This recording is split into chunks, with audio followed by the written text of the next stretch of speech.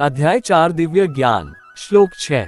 यद्यपि मैं अजन्मा तथा अविनाशी हूँ और यद्यपि मैं समस्त जीवों का स्वामी हूँ, तो भी प्रत्येक युग में मैं अपने आदि दिव्य रूप में प्रकट होता हूँ।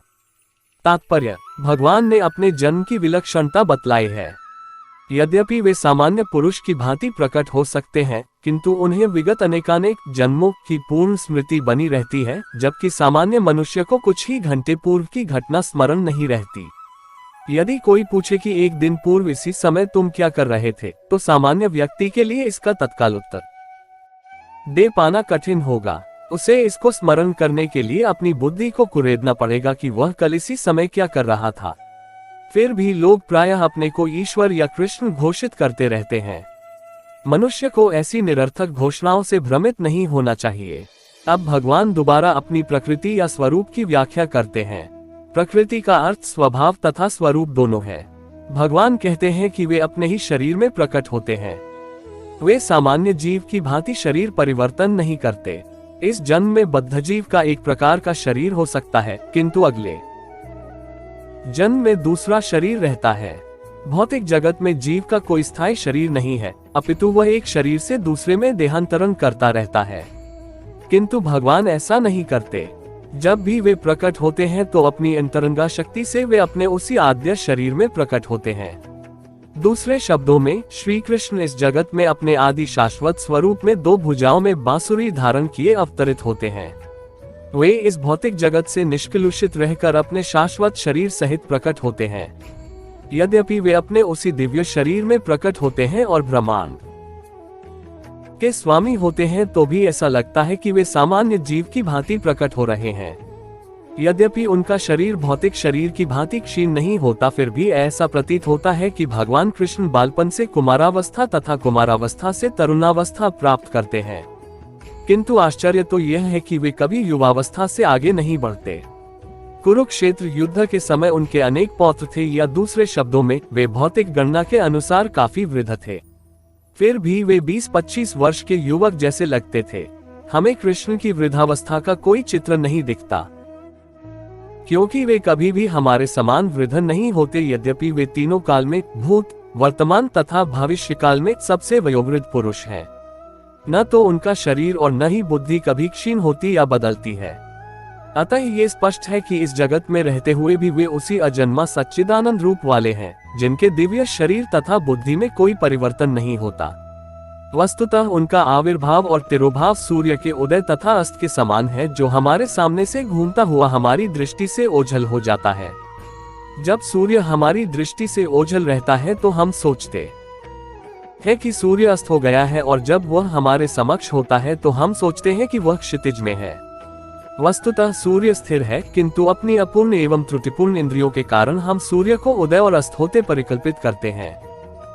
और चूंकि भगवान का प्राकट्य तथा तिरोधान सामान्य जीव से भिन्न है, अतः स्पष्ट है कि वे शाश्वत हैं, अपनी अंतरंगा शक्ति के कारण आनंद स्वरूप हैं और इस भौतिक प्रकृति द्वारा कभी कलुषित नहीं होते।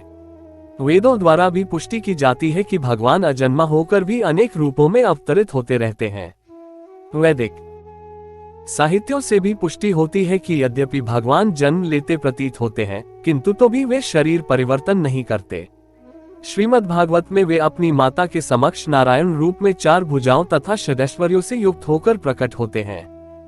उनका आद्य शाश्वत रूप में प्राकट्य उनकी अहेतुकी कृपा है, जो जीवों को प्रदान की जाती है, जिससे वे भगवान के यथारूप में अपना ध्यान केंद्रित कर सके, न कि निर्विशेषवादियों द्वारा मनोधर्म या कल्पनाओं पर आधारित रूप में। विश्वकोश के अनुसार माया या आत्मा माया शब्द भगवान की अहेतुकी कृपा का सूचक है। भगवान अपने समस्त पूर्व आविर्भाव तिरोभावों से अवगत रहते हैं, किंतु सामान्य जीव को जैसे ही नवीन शरीर प्राप्त होता है, वह अपने पूर्व शरीर के विषय में सब कुछ भूल जाता है। वे समस्त जीवों के स्वामी हैं, क्योंकि इस धरा पर रहते हुए वे आश्चर्यजनक तथा अतिमानवीय लीलाएं करते रहते हैं। अतः भगवान निरंतर वही परम सत्य रूप हैं और उनके स्वरूप तथा आत्मा में या उनके गुण तथा शरीर में कोई अंतर नहीं होता। अब ये प्रश्न किया जा सकता है कि इस संसार में भगवान क्यों आविर्भूत और तिरोभूत होते रहते हैं। अगले श्लोक में इसकी व्याख्या की गई है। श्लोक 7। हे भरतवंशी, जब भी और जहाँ भी धर्म का पतन होता है और अधर्म की प्रधानता होने लगती है, तब मैं अवतार लेता हूँ। तात्पर्य, यहाँ पर सृजामि शब्द महत्वपूर्ण है। सृजामि सृष्टि के अर्थ में नहीं प्रयुक्त हो सकता, क्योंकि पिछले श्लोक के अनुसार भगवान के स्वरूप या शरीर की सृष्टि नहीं होती, क्योंकि उनके सारे स्वरूप शाश्वत रूप से विद्यमान रहने वाले हैं। अतः सृजामि का अर्थ है कि भगवान स्वयं यथारूप में प्रकट होते हैं। यद्यपि भगवान कार्यक्रम अनुसार अर्थात ब्रह्मा के एक दिन में 7वें मनु के 28वें युग में द्वापर के अंत में प्रकट होते हैं, किंतु वे इस नियम का पालन करने के लिए बाध्य नहीं है, क्योंकि वे स्वेच्छा से कर्म करने के लिए स्वतंत्र हैं।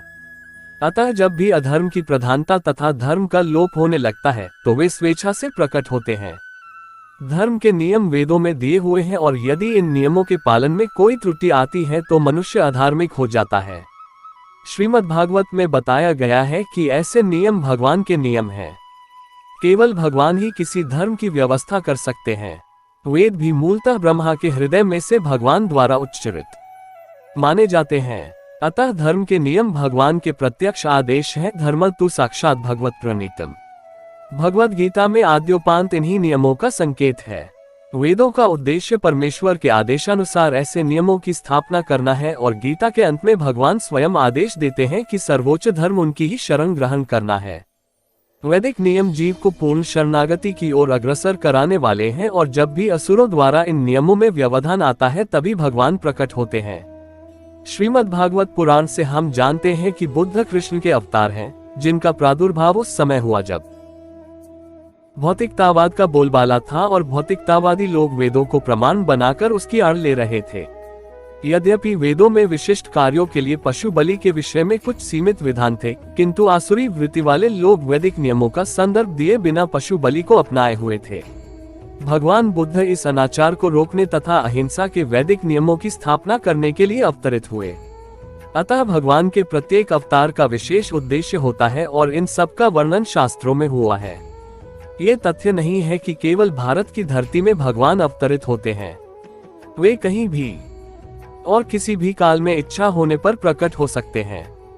वे प्रत्येक अवतार लेने पर धर्म के विषय में उतना ही कहते हैं जितना कि उस परिस्थिति में जन समुदाय विशेष समझ सकता है, लेकिन उद्देश्य एक ही रहता है, लोगों को ईशभावना भावित करना तथा धार्मिक नियमों के प्रति आज्ञाकारी बनाना। कभी वे स्वयं प्रकट होते हैं तो कभी अपने प्रामाणिक प्रतिनिधि को अपने पुत्र या दास के रूप में भेजते हैं या वेश बदलकर स्वयं ही प्रकट होते हैं। भगवद गीता के सिद्धांत अर्जुन से कहे गए थे, अतः वे किसी भी महापुरुष के प्रति हो सकते थे, क्योंकि अर्जुन संसार के अन्य भागों के सामान्य पुरुषों की अपेक्षा अधिक जागरूक था। 2 और 2 मिलकर 4 होते हैं। ये गणितीय नियम प्राथमिक कक्षा के विद्यार्थी के लिए उतना ही सत्य है जितना कि उच्च कक्षा के विद्यार्थी के लिए। तो भी गणित उच्च स्तर तथा निम्न स्तर का होता है। अतः भगवान प्रत्येक अवतार में एक जैसे सिद्धांतों की शिक्षा देते हैं जो परिस्थितियों के अनुसार उच्च या निम्न प्रतीत होते हैं। जैसा कि आगे बताया जाएगा, धर्म के उच्चतर सिद्धांत चारों वर्णाश्रमों को स्वीकार करने से प्रारंभ होते हैं। अवतारों का एकमात्र उद्देश्य सर्वत्र कृष्ण भावनामृत को उद्बोधित करना है। परिस्थिति के अनुसार यह भावनामृत प्रकट तथा अप्रकट होता है। श्लोक 8, भक्तों का उद्धार करने, दुष्टों का विनाश करने तथा धर्म की फिर से स्थापना करने के लिए मैं हर युग में प्रकट होता हूँ। तात्पर्य, भगवद गीता के अनुसार साधु पवित्र पुरुष कृष्ण भावना भावित व्यक्ति है। अधार्मिक लगने वाले व्यक्ति में भी यदि पूर्ण कृष्ण चेतना हो तो उसे साधु समझना चाहिए। दुष्कृताम उन व्यक्तियों के लिए आया है जो कृष्ण भावनामृत की परवाह नहीं करते। ऐसे दुष्कृताम या उपद्रवी, मूर्ख तथा अधम व्यक्ति कहलाते हैं, भले ही वे सांसारिक शिक्षा से विभूषित क्यों न हो।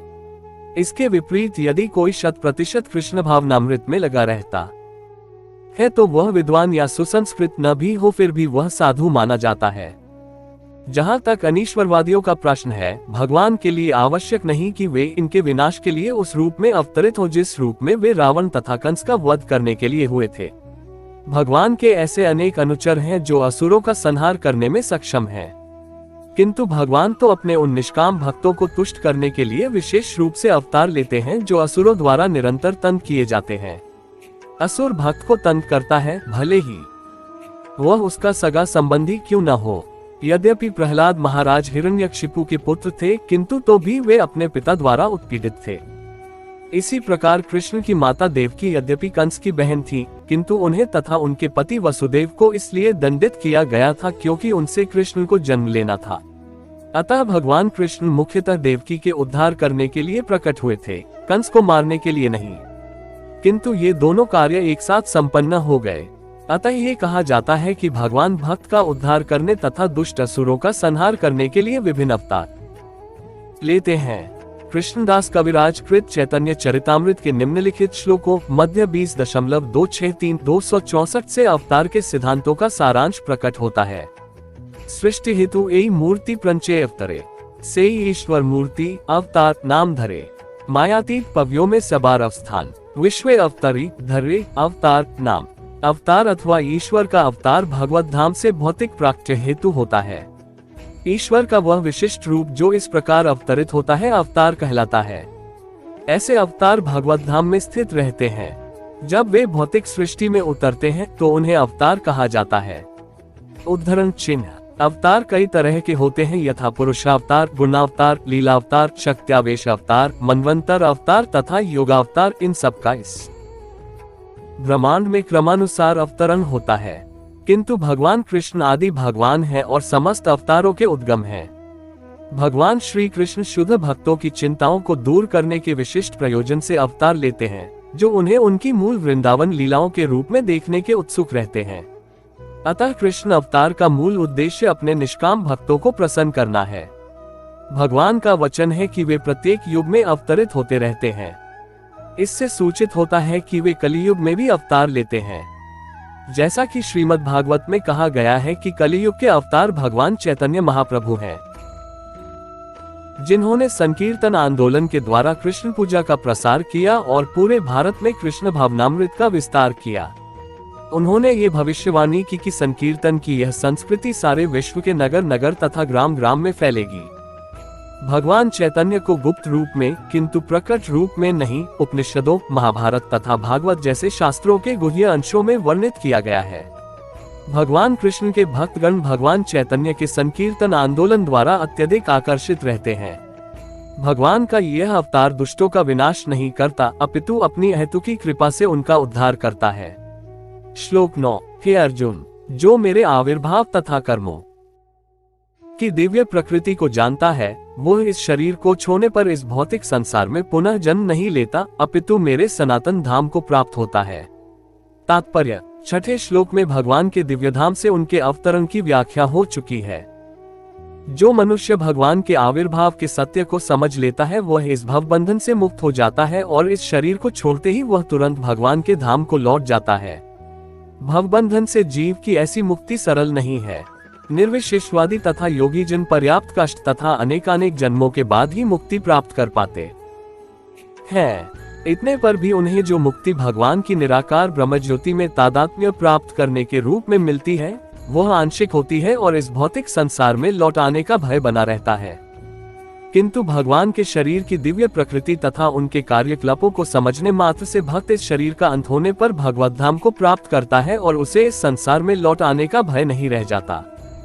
ब्रह्म संहिता में 5.33 ये बताया गया है कि भगवान के अनेक रूप तथा अवतार हैं, अद्वैतमच्युतमनादि अनंतरूपम।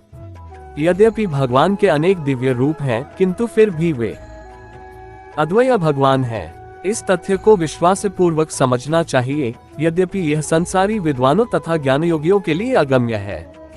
जैसा कि वेदों पुरुष बोधिनी उपनिषद में कहा गया है, एको देवो नित्यलील अनुरक्तो भक्तव्यापी हृदयंतरात्मा। एक भगवान अपने निष्काम भक्तों के साथ अनेकानेक दिव्य रूपों में सदैव संबंधित हैं। इस वेदवचन की स्वयं भगवान ने गीता के इस श्लोक में पुष्टि की है। जो इस सत्य को वेद तथा भगवान के प्रमाण के आधार पर स्वीकार करता है और शुष्क चिंतन में समय नहीं गंवाता, वह मुक्ति की चरम सिद्धि प्राप्त करता है। इस सत्य को श्रद्धापूर्वक स्वीकार करने से मनुष्य निश्चित रूप से मुक्ति लाभ कर सकता है। इस प्रसंग में वैदिक वाक्य तत्त्वमसि लागू होता है। जो कोई भगवान कृष्ण को परब्रह्म करके जानता है या उनसे ये कहता है कि आप वही परब्रह्म श्री भगवान है, वह निश्चित रूप से अविलंब मुक्त हो जाता है। फलस्वरूप उसे भगवान की दिव्य संगति की प्राप्ति निश्चित हो जाती है। दूसरे शब्दों में, ऐसा श्रद्धालु भगवत भक्त सिद्धि प्राप्त करता है। इसकी पुष्टि निम्नलिखित वेदवचन से होती है। तमेव विदित्वाति मृत्युमेति नान्य पंथा विद्यतेयनाय। श्री भगवान को जान लेने से ही मनुष्य जन्म तथा मृत्यु से मुक्ति की पूर्ण अवस्था प्राप्त कर सकता है। इस सिद्धि को प्राप्त करने का कोई अन्य विकल्प नहीं है। श्वेताश्वतर उपनिषद 3.8 इसका कोई विकल्प नहीं है का अर्थ यही है कि जो श्री कृष्ण को श्री भगवान के रूप में नहीं मानता वह अवश्य ही तमोगुणी है और मधुपात्र को केवल बाहर से चाटकर या भगवद गीता की विद्वत्तापूर्ण संसारी विवेचना करके मोक्ष प्राप्त नहीं कर सकता। ऐसे शुष्क दार्शनिक भौतिक जगत में महत्वपूर्ण भूमिका निभाने वाले हो सकते हैं, किंतु वे मुक्ति के अधिकारी नहीं होते। ऐसे अभिमानी संसारी विद्वानों को भगवत भक्त की हेतु की कृपा की प्रतीक्षा करनी पड़ती है। अतः मनुष्य को चाहिए कि श्रद्धा तथा ज्ञान के साथ कृष्ण भावनामृत का अनुशीलन करे और सिद्धि प्राप्त करने का यही उपाय है।